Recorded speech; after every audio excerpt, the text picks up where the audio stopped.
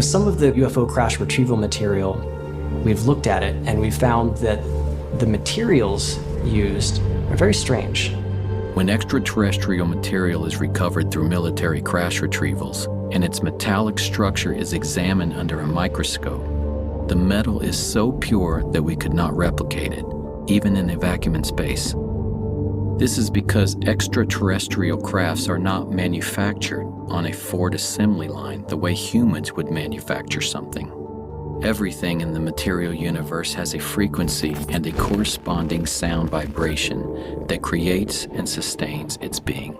Extraterrestrials manufacture objects by first creating a resonant frequency. For instance, the frequency of a flying saucer. This is a sort of vibrational blueprint that interacts with the substrate of the physical universe, pulling into existence from other dimensions atoms and molecules that then organize and condense into the structure of the object being created. In this way, extraterrestrial material is literally manifested into being, like transdimensional 3D printing or Star Trek's replicator technology.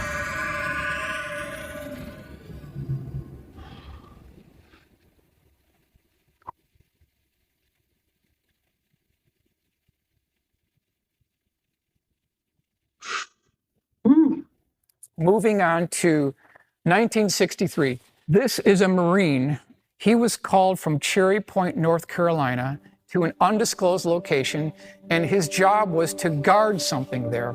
And when he got to this facility, they opened up these doors, and he saw, propped up on scaffolding, this 40-foot diameter dish-shaped craft that looked like a fat hamburger.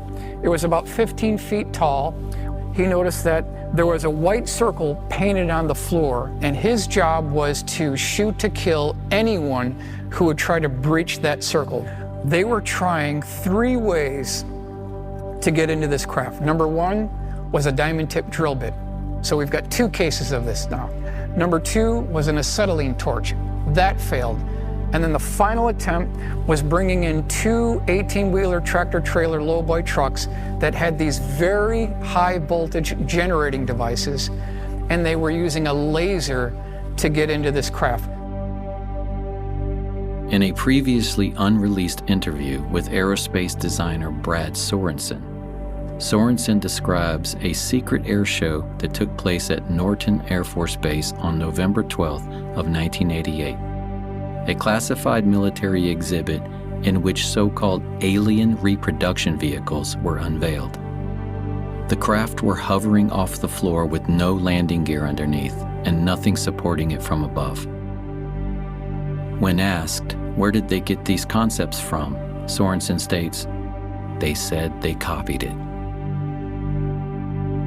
By the way, these went all through the solar system. The components, Mercury era, 1959 to 1960s, early 60s. So these were operational.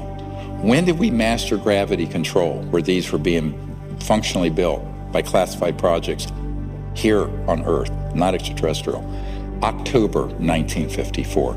So here we are, riding on the surface of the roads in cars belching out garbage and pollution. When I say a lost century, it really is. They were already working on these programs as early as 1948. During the Clinton administration, they were spending $100 million a day on black budget programs. The big question is, has this been integrated into the aerospace industry? And if we look at what the witnesses are reporting, they're reporting similar things across time, across dates, locations. Now this is March 23rd, 1966. This is Temple, Oklahoma. Primary eyewitness name is Eddie Laxon. He was an electrical engineer. He was working at Shepherd Air Force Base, so he's commuting to work. It's about 5:06 in the morning, and I want to stress that this is not my case. This is an actual United States Air Force Project Blue Book case, and it can be verified through Project Blue Book. So he's going to work in the morning, and all of a sudden, something is blocking the road in front of him. And he notices something that looks all the world like a tipped over bowling pin. It's about 75 feet across.